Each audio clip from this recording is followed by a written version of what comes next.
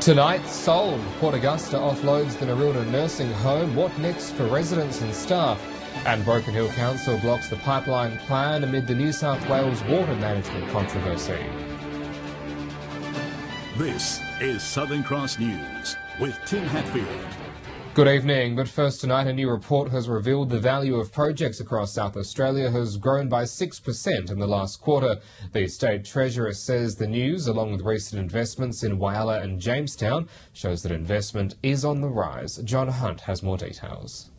South Australia's economy is either rising or stagnating depending on who you talk to, and yesterday's report from Deloitte only further proves that point. The report shows that planned projects in SA are worth over $45 billion, a 7% increase over the last 12 months. Led by the billion-dollar Carrapateena mine north of Port Augusta, South Australia joins Queensland and WA states, where planned projects outweigh definite ones. The report has been welcomed by the Treasurer Tom Koutsantonis, who says it's a sign the state is heading in the right direction. He also used this and the news of the Adelaide casino redevelopment to attack the campaign against a controversial bank levy. Taking to Twitter, he referenced the purchase of the wireless steelworks and the Tesla battery at Jamestown as examples of state-building investment. He says despite the banking industry's claims that investment would dry up, international companies are seeing big opportunities in South Australia. But in the lead-up to the next state election, the Liberals say the current job rate paints a different picture, with the Shadow Treasurer saying the idea things are on the up is delusional. The Treasurer is delusional if he thinks everything's fine with the South Australian economy. We've still got the highest unemployment rate in the nation. Mr Lucas also says the average South Australian has a different view about the health of the local economy. Talk to families and young people in particular who are struggling to get a job in South Australia, who are having to leave the state, and they'll laugh at the sort of claims that are being made. And with the state election just 8 months away now, the future of the economy is likely to be a key battleground for both parties. It's likely further reports on the state's economy will only add fuel to the fire on the issue. Port Augusta Council has signed off on the sale of the Nerilda nursing home 4 years after the process began. These strict sale conditions will see staff and residents retained by the new owners, Edenfield Family Care. After a year of unrest, residents and staff at the Nerilda nursing home finally have the announcement they've been waiting to hear. The Port Augusta Council has selected Edenfield Family Care as its new owner. It's the best option to maintain quality aged care for Port Augusta into the future. I think aged care has changed in its profile and service delivery mix considerably over the years. It's not a core business of local government anymore. We're not best placed to respond to the care needs, particularly of the changing profile of residents. Council wants to assure that sale conditions were placed for Nerilda's residents and staff to remain the same. Conditions of employment will predominantly remain the same. All employees have been offered positions, so there are no redundancies, there's no job losses associated with this. We anticipate perhaps at the most basic level there will be a change of uniform. With both the Nerilda and the AM Ramsey Village to keep their names, Edenfield's manager says they'll be there to stay. We understand we're a major employer for the community, and that's why we do a lot of upskilling for our staff. I don't believe, with what I know now, that Port Augusta City Council is really the best people to be managing an aged care facility because it's not their core business. Whereas, hopefully, and I'm fairly confident that the new owners will be people who are professionals and it's their core business. The ownership will be transferred in mid-October. Amelia Simpson, Southern Cross News. A man driving a Ford Falcon crashed on the busy Port Lincoln Esplanade yesterday afternoon, causing disruption to traffic as people finished work. The man lost control of his car as he turned onto Tasman Terrace, hitting a pole, causing significant damage to the left side of the vehicle. The crash happened just metres away from where children were playing at a nearby playground. Police and emergency crews responded to the incident, blocking off the busy road. The man, believed to be suffering from a medical episode, had to be restrained at the scene. His car was later towed, but the man was not charged over the incident. Broken Hill's councillors have voted to put a halt on the Murray River to Broken Hill pipeline. The mayor put forward a mayoral minute yesterday in which she called for an immediate moratorium on the construction of the $500 million project. Broken Hill's mayor had two words to say at last night's council meeting: stop everything. In her mayoral minute, Daria Turley's call for an immediate moratorium on the $500 million pipeline project was supported by councillors. That's holding the pause button until we see the business case and also till the allegations on Four Corners are addressed. The moratorium is in light of Monday night's revelation of cotton farmers allegedly stealing water from the Darling River and getting away with it for years, while Broken Hill almost ran out of water. The Mayor says the New South Wales Government cannot be trusted. While there are allegations in front of us, the government should be saying, let's stop, let's put a hold on the pipeline and let's investigate these allegations. And in fact, what Council has asked for is a royal commission into this. Council believes there's been a betrayal of the community, and Monday night's report casts doubt over the need for a $500 million pipeline. For some of the councils, they're concerned that the water that has been extracted illegally from the Darling may be the water that would have kept a healthy Darling. And so that healthy Darling may mean that we don't need the pipeline. Construction of the connection to the Murray River is due later this year. Patrick Reinke, Southern Cross News. A new Adelaide flight connection has been announced for Port Augusta just 2 months after Sharp ceased their operations. From September, Rex Airlines will provide 3 round trips to Adelaide every week, including flights from Port Augusta to Pirie. 2 months after Port Augusta's last Sharp flight took to the skies, another airline has been announced to take its place. Rex Airlines will provide visitors and commuters a quicker trip to the north. We have many business people who have needs to work within both Port Augusta and Adelaide on a short-term or daily basis. We recognised initially that there's a 3-day-a-week service. We're anticipating that that will grow over time. The airline will provide flights on Mondays, Tuesdays and Thursdays and will also fly to Pirie. People would probably like to see more frequency in terms of the ability to do day return, but as I said earlier, we see this as a starting point.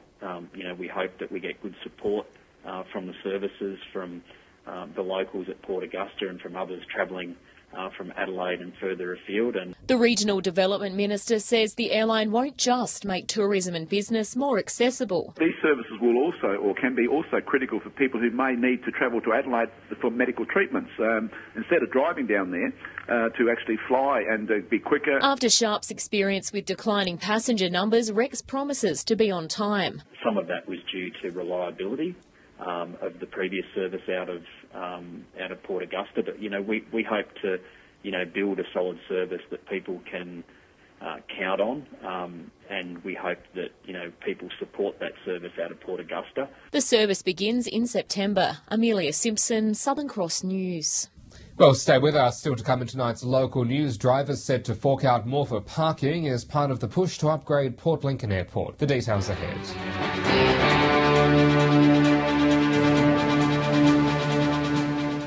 Welcome back. Port Lincoln locals leaving their car at the airport will soon be asked to pay a little extra to improve car parking and airport maintenance. The Lower Eyre District Council is finalising the airport management plan, which will include significant upgrades to SA's busiest regional terminal.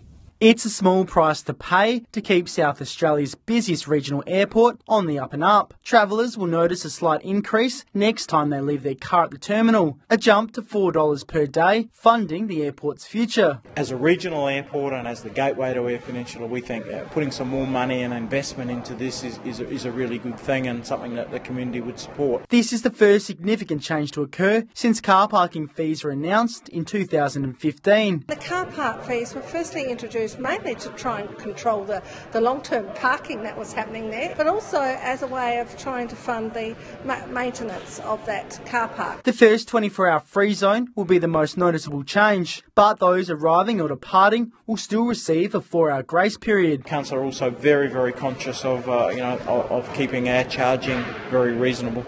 The Port Lincoln Airport sees nearly 190,000 passengers annually. Regional Express recently committing to the EP by adding more flights daily. The council now in talks with both airlines to develop the regional hub. There is room to grow the profile of this area and Port Lincoln as a destination and Lower Eyre Peninsula. We think it's got so much to offer, and the airport plays such a critical role in that. The District Council is currently finalising their airport management plan, which will see a slight shift in the passenger levy and a strong focus on a tourism strategy. This new terminal is our way of demonstrating this is they're part of their journey, but it's also a welcome gateway to all the visitors to our region. Jason Kemp, Southern Cross News. Dog and cat registrations are due in Whyalla, with local pet owners encouraged to register their animals. Council says registering pets ensures their return to owners if they escape. A vital step to ensure your four-legged friend can find its way home. Pet registration is now up for renewal, and Council is encouraging locals to do the right thing by our pets. So the registration period is from the 1st of July to the 31st of August. From the 1st of September, a $12 late fee is applicable. Registrations can be completed at the council chambers during office hours and is due by August 31. And 2 registration sessions will be held at the public library on August 17 and August 31. With animals regularly escaping from family homes across town, having them on council's record will increase their chances of being returned. They're not impounded, they go straight home, which is why registration is so fantastic. It's easy to quickly check who the owner is and reunite them with them. And while you're registering pets, Council also wants to hear your thoughts on changes to the animal management plan. The key priority areas for Whyalla in relation to animal management, we're looking at updating signage in our local parks, so we want to see what content people want. John Hunt, Southern Cross News. Port Pirie Council is calling for locals to get their hands dirty in the garden and participate in National Tree Day. The Mayor says locals can help give the city a much-needed green boost on the back of the recent transformations. National Tree Day is on this Sunday, and in Port Pirie the action will focus on the northern parklands. So we'll be there from 10 a.m. this coming Sunday, and that for those who register and participate, there will also be a barbecue afterwards. Mayor Rhodey hopeful the event will help the overall transformation of the city. It certainly will assist in us improving the surroundings of our great city of Port Pirie, but this is our commitment, and it has been our commitment over a number of years, to support National Tree Day with Planet Ark. National Tree Day has been running for over 20 years, and locally this year 200 trees have been gifted to the community. It's a great opportunity for adults and kids and everyone to get together and green grey areas in their communities and grow trees, which we all love. And, trees are not just good to look at. They obviously help us with oxygen and, they actually help us relax and be happier and brighter. To register for National Tree Day, visit the Port Pirie Council. Rachel Nell, Southern Cross News. Well, stay with us. When we return after the break, shearers from across the country set to converge on Broken Hill for a big reunion. The details ahead.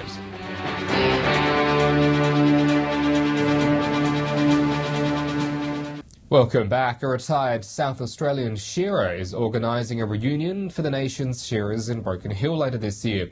Hundreds of invitations have already been sent out, with the event taking place at the end of September.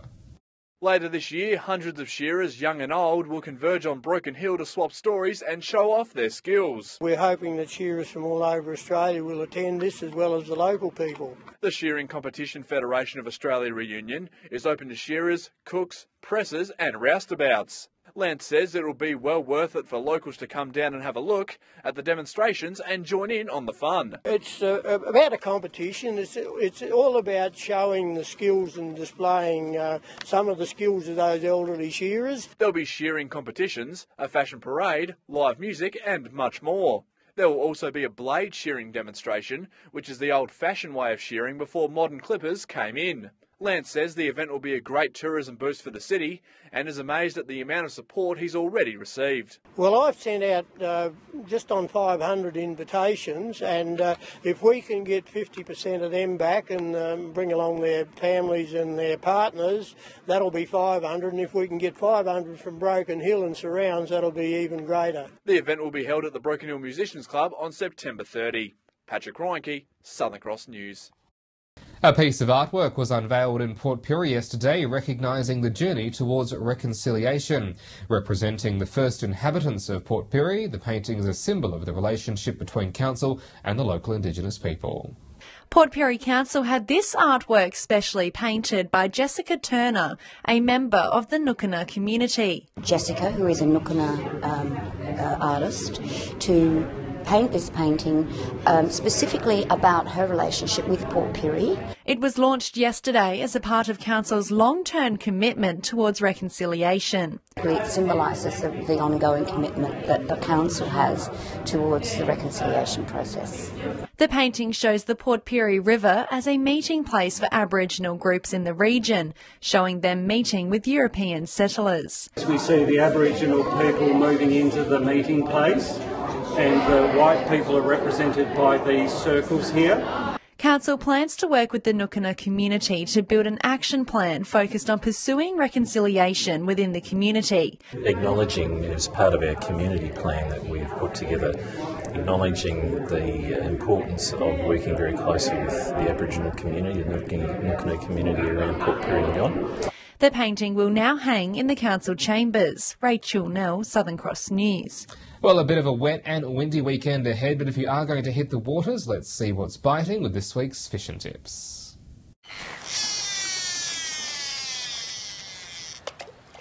Welcome another week around the Gulf Fishing Tips for Port Pirie. Hey, the place to go is a little bit further north. If you look at the horseshoe where the berryweed is, that's where your King George whiting is. The tides have been a little bit low in the morning and better tides in the afternoon, so use that to your advantage. So go over and fish for the berryweed in the afternoon, and then stay out a little bit later and try for some of your snapper on your larger drops, and also go for a few garfish if you've got a smaller boat. It should work well for you. There's been a few snook getting around, which we still don't believe they should be here until September, but they're great catching, and have a crack every time you're trawling around, especially if you have to come around that Wardspit area. G'day and welcome to this week's Fish and Tips from Port Augusta, Jewel of the North. Well, the first few warm days are starting to come in, so that's a good sign, but everything's pretty big up here at the moment. The biggest story at the moment, the whales have been up, sort of around that 15, 16 kilometre mark, and they've been putting on a bit of a show, reportedly humpbacks as well. Also, as for the fish too, they're pretty big at the moment. It's King George whiting, as reported last week, not very many, but they're really, really big once you get on them, if you can get it out of that slime. Also, some really big kingfish, still sighted at the top of the Gulf. I haven't heard of anyone being landed at the moment, but they are up there. Also, some big salmon around Chinaman's Creek. The squid are pretty good, a bit larger during the last light. Around the jetties at night, they're a little bit smaller. This week there's been some good numbers of King George whiting coming off the local Marrick's Tyre Reef, and also off the big boiler tanks there right alongside the Tyre Reef.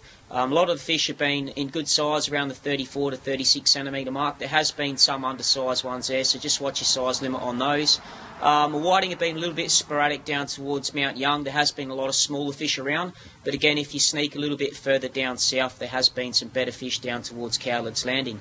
Still plenty of squid along Whyalla, right down along from the foreshore down towards Mount Young and further south.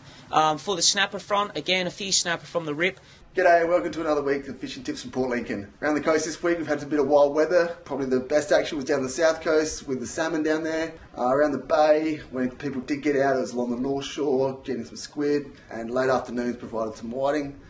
Similar story down in the proper bay, late afternoons is probably your best bet. Out at Coffin Bay there's been some good salmon catches down at Almonte Gunya, and inside the bay is salmon, trout, squid and whiting. Up at Tumby Bay the shore anglers have been doing really well on the squid off the jetty, and there's been a few yellowfin whiting around at the beaches. That's it for this week. We'll see you again next week for more fishing tips.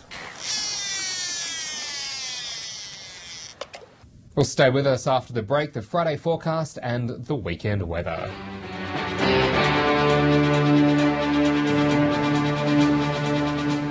Welcome back. Turning to the weather now. A bit of wind today and some passing showers as well. 23 the top in Port Augusta and 22 for Whyalla. Port Pirie 20.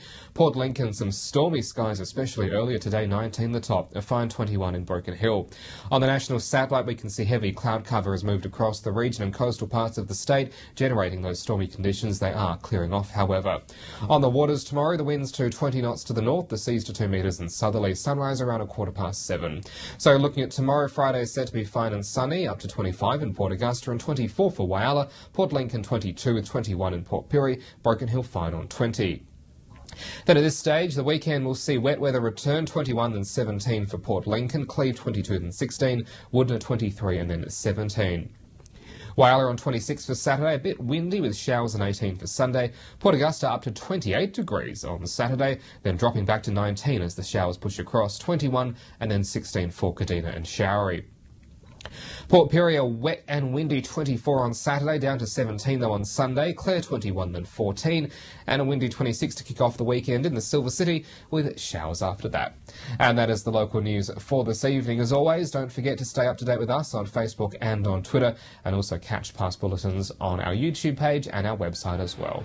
We'll see you back here tomorrow night from 6:30. I'm Tim Hatfield from the Southern Cross News team. Have a good evening. Good night.